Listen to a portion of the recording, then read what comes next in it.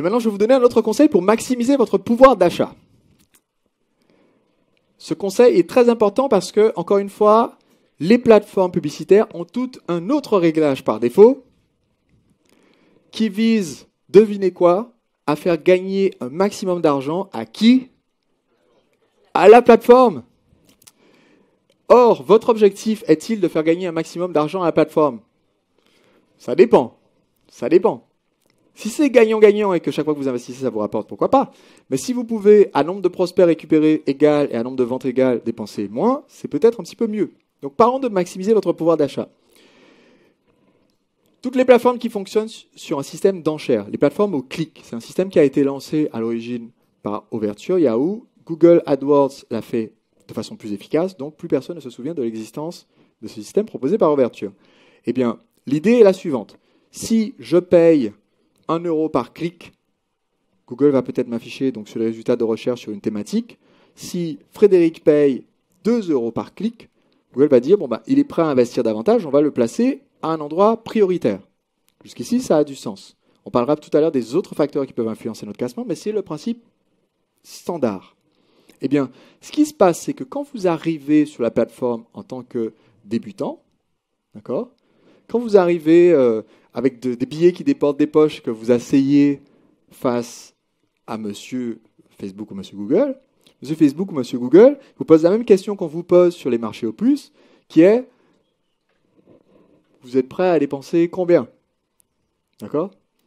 Et évidemment, si vous êtes en train d'acheter à un marché au puce des vêtements, des draps, des accessoires, des objets, et qu'on vous demande combien vous êtes prêt à dépenser pour un tapis, et que vous êtes prêt à dépenser 25 000 euros pour un tapis, il se trouve que le tapis que vous vouliez était à 25 000 euros. Facebook le fait d'une façon très similaire. Il va vous proposer une enchère recommandée. Google va vous proposer une enchère recommandée. Il va vous dire, pour afficher votre pub sur cette thématique, je vous vois bien dépenser 2 euros par clic. Ça ne veut pas dire que les gens qui sont affichés sur cette thématique dépensent 2 euros par clic. Ça veut dire que la plateforme aimerait bien que vous dépensiez 2 euros par clic. Donc vous, n'y connaissant rien, vous allez dire, bon, faisons ça. Dans la case d'en dessous, vous allez dire, bon, bah, je vais mettre 2 euros par clic. Ou alors, vous allez peut-être mettre encore plus ambitieux, vous allez dire, bon, je vais vraiment être en premier, donc je vais mettre 2,50 ou 3 euros par clic. Les autres, en ce moment, payent 68 centimes, vous payez 3,50. D'accord? Donc, première chose pour augmenter votre pouvoir d'achat, le choix d'enchère par défaut, vous ne le suivez pas. Vous testez avec une enchère bien inférieure, pardon. Et si jamais ça ne marche pas, vous allez l'augmenter. Et pour vous donner une indication, selon un employé d'AdWords avec qui j'ai discuté lors d'une rencontre d'entrepreneurs il y a quelques semaines, eh bien, aujourd'hui, dans certains domaines, comme par exemple la recherche d'un serrurier sur Paris, on se retrouve avec des gens qui payent 140 euros pour un clic sur leur pub. Alors, si ça coûte 140 euros pour qu'on clique pour arriver sur votre site internet, vous avez intérêt à avoir un tunnel de vente, mais vraiment bien efficace, et à ne pas laisser filer un prospect. Dans votre domaine, il est fort possible que vous puissiez vous en tirer à moins de 140 euros pour un... Je ne parle pas d'une inscription d'un prospect, je ne parle pas d'une vente, je ne parle pas de quelqu'un qui vous appelle pour venir débloquer sa serrure, je parle de quelqu'un qui clique juste pour aller voir votre site internet. Ça, à mon avis, ce sont des gens qui partent sur les budgets par défaut. Autre point important, pour maximiser votre pouvoir d'achat, vous devez choisir vos audiences en partant des plus rentables possibles et en allant vers les prospects les moins chauds. Donc les 3 points, c'est maîtriser vos réglages par défaut pour mettre un budget total, maîtriser vos réglages par défaut pour ne pas accepter les enchères par défaut. Et le 3e, c'est de choisir votre public en partant du plus rentable possible et en allant ensuite vers le plus large possible. Et maintenant, je vais vous parler de ce ciblage pour avoir les enchères les plus rentables possibles. Il y a aujourd'hui une enchère qui est extrêmement... Enfin, une audience, pardon. Il y a aujourd'hui une audience qui est extrêmement rentable pour vous. Je vais vous expliquer ce que j'appelle un modèle concentrique.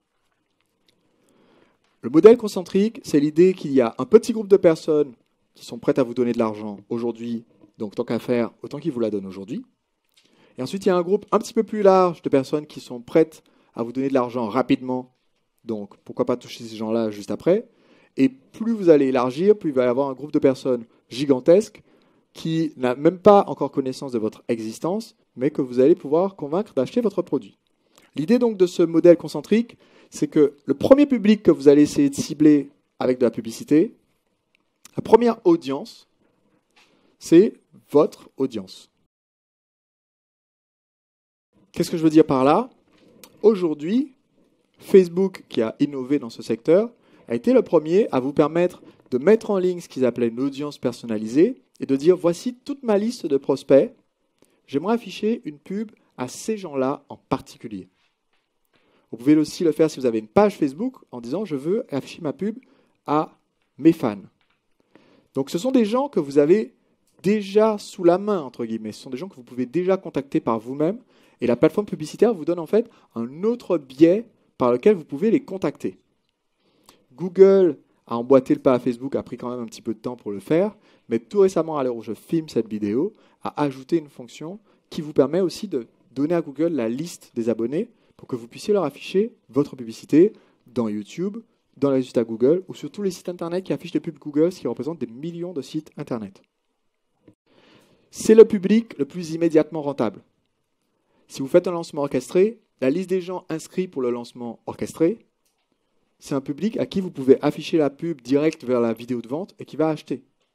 Juste en mettant le lien pour l'inscription à la machine à vendre sur Facebook, 15 minutes plus tard, j'avais une vente à 3 000 € de quelqu'un qui avait sûrement reçu 20 emails à ce sujet, mais qui, en voyant apparaître dans Facebook, a dit « bon ben ok, je clique, j'achète ». C'est juste une façon de rappeler aux gens que vous existez et qu'ils sont en train de procrastiner quelque chose qui va bientôt ne plus être disponible ou dont l'offre va changer. Deuxième public. Si je vous ai dit que le premier public, ce sont les gens qui sont déjà chez vous. Le deuxième public, ce sont donc des gens qui ne sont pas chez vous. Le deuxième public, la deuxième audience qu'on va cibler, c'est ce que j'appelle les sosies. Les sosies, c'est ce que les plateformes appellent les audiences similaires. Aujourd'hui, grâce à la magie d'Internet, Facebook, Google et les autres plateformes en savent beaucoup plus sur vous que votre conjoint, votre maman ou vous-même. Ils sont capables de faire des recoupements d'informations qui leur font dire, eh bien, nous avions ici parmi les acheteurs Jacques, 35 ans, cadre commercial à Reims. Il se trouve que nous avons dans notre audience aussi Paul, 34 ans, cadre commercial dans la banlieue de Reims. Et il se trouve que celui qui a acheté ici, il est fan d'une page qui parle de golf. Il est aussi ami avec en moyenne 450 personnes. Il est souvent en déplacement dans d'autres villes parce qu'on sait d'où il se connecte. On sait qu'il visite tel et tel site parce qu'il utilise Facebook Connect pour y accéder. Et il se trouve que notre autre personne ici a un profil très très similaire. Donc à partir de votre liste de 1000 clients, Facebook est capable, selon le réglage que vous lui donnez, de vous donner une liste de 300 000 personnes qui correspondent au même type de critères.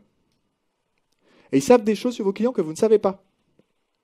Il y a l'exemple d'un entrepreneur qui vendait des motos et qui disait que ses clients étaient tous très différents les uns des autres. Mais en fait, ce qu'il ne savait pas, c'est que la majorité de ses clients, plus de 60% des gens qui étaient clients, avaient en fait une formation de comptable. Et ce n'étaient donc pas des bikers, c'était des comptables qui s'imaginaient bikers le week-end et avaient donc une moto. Et vous n'êtes peut-être pas capable de vous en rendre compte, surtout si vous vendez en ligne, mais Facebook le sait. Parce que Facebook sait qu'ils sont fans de la page « J'ai suivi la formation CCI comptable et je trouve ça génial ». Et donc, peut vous trouver d'autres personnes comme ça. Ça existe. Je suis à peu près sûr que ça existe. Donc, ça c'est le deuxième public le plus intéressant. Au début, vous êtes capable, si vous n'avez qu'une petite liste de clients, de le faire qu'avec votre liste de prospects. Vous allez avoir des gens qui sont similaires à ceux qui vous ont donné leur mail. Dès que vous avez une liste consistante de clients, vous allez faire le remplacement et dire à Facebook, je veux des gens qui ressemblent à mes clients. Et plus votre liste de clients sera grande, plus vous avez intérêt à dire je veux des gens qui ressemblent à mes meilleurs clients. Donc vous avez juste sélectionné les gens qui ont fait une transaction depuis de temps ou qui font des transactions très régulières. Les règles sur le choix des volumes, c'est relatif et ça varie selon les plateformes. C'est quelques centaines en général, ou à un millier comme plafond minimum pour créer cette audience-là et avoir la possibilité de faire un sosie. Mais ça dépend parce qu'ils sont tout le temps en train de réduire la taille. Avec 150 très bons clients, aujourd'hui, tu peux faire ça. Un concept très important pour ce modèle concentrique. À chaque fois que je m'adresse à une audience, j'exclus l'audience qui est à l'intérieur. Quand je fais une publicité pour les sosies, j'exclus tous les gens qui sont déjà chez moi. Donc, c'est logique parce que si j'affiche une pub à des prospects, je vais exclure tous les gens qui ont déjà acheté. Si j'ai commencé au sein de votre audience, vous pouvez avoir des cercles concentriques, d'accord? Le cercle du centre, c'est ceux qui ont payé le plus. Le cercle autour, c'est ceux qui ont payé des petites transactions. Alors pour certains, c'est peut-être, disons, inférieur à 100 €, d'accord? Tout ça, c'est des clients. Le cercle autour, c'est ceux qui ont tenté peut-être d'acheter une fois. D'accord? Donc on va les appeler les abandons de panier. Et le cercle autour, ça va être mes prospects, par exemple. Tous ces gens-là font partie de mon audience, mais mon objectif est d'amener chaque personne à aller vers le centre. Donc si j'affiche une pub au sosie, mon but c'est qu'ils me donnent leur mail, ils deviennent des prospects. Dorénavant, il ne faut plus afficher cette pub qui a été affichée au sosie. Quand j'ai récupéré leur mail, je veux qu'ils passent une commande. Mais dès qu'ils ont créé un panier, je vais peut-être arrêter de leur afficher la pub de la page de vente et leur envoyer une pub plus spécifique qui leur indique de finaliser leur commande. Quand ils ont finalisé leur commande, je veux peut-être qu'ils fassent un upgrade, un surclassement vers un produit plus cher. Mais j'arrête de leur afficher ma page de capture. Donc c'est très important quand vous faites ce modèle concentrique. Notre but, c'est de déplacer les gens du monde extérieur vers le centre. Et on le fait par étapes, mais à chaque fois qu'on s'adresse à un groupe, on exclut tous les gens qui sont dans le groupe central.